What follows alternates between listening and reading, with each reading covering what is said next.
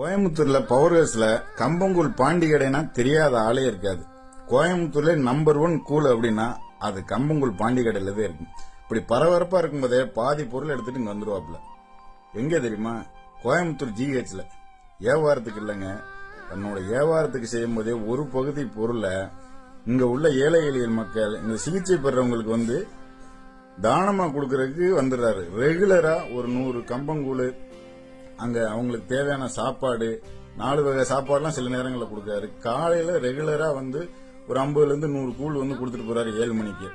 எவ்வளவு உயர்ந்த பண்பு பாருங்க இந்த மனிதனுக்கு. வந்து பாத்தீங்கன்னா ஒரு 50 ரூபா, 20 ரூபா, 30 ரூபாய்க்கு வித்து வியாபாரம் பார்க்கக்கூடிய மனிதன் பீக் ஹவர்ஸ்ல மதியானம் 12 மணிக்கு தான் வந்து வியாபாரம் நல்லா சூடு பிடிக்கும். அந்த நேரத்துல கூட அதை எல்லாத்தையும் விட்டுட்டு இங்க வந்துடுறாரு. இத்தனை மக்கள் நமக்காண்டி காத்துக்கிட்டு இருப்பாங்க, அவங்களுக்கு எல்லாத்தையும் கொடுக்கணும். ஏன்னா பல கேன்சர் பேஷண்ட்டுக்கு வந்து இந்த களி வந்து நல்ல சிறந்த உணவா இருக்கலாம்.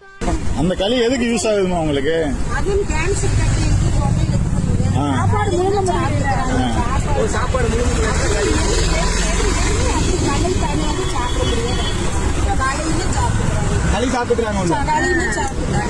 பல பேர் இவர் எப்படா பாண்டியன் வருவார்னு காத்து கிடக்குறாங்க. எவ்வளவோ பணம் இருக்கும், பணக்காரன் இல்ல, பாண்டியன் தான் பணக்காரன். இவரோட தன்னோட ஆட்டோவை கொடுத்து எல்லாம் உதவி செய்யறாங்க, எடுத்துட்டு வர பிடிக்கிறது எல்லா வேலையும் இவர் சப்போர்ட் பண்றாரு. இந்த எங்க இருந்தாலும் மதியானம் வந்துடுறாரு. சாப்பாடு இவரால் முடிஞ்சதை அரேஞ்ச் பண்ணி கொடுத்து டெய்லி இதை பண்ணிட்டு வர்றாங்க.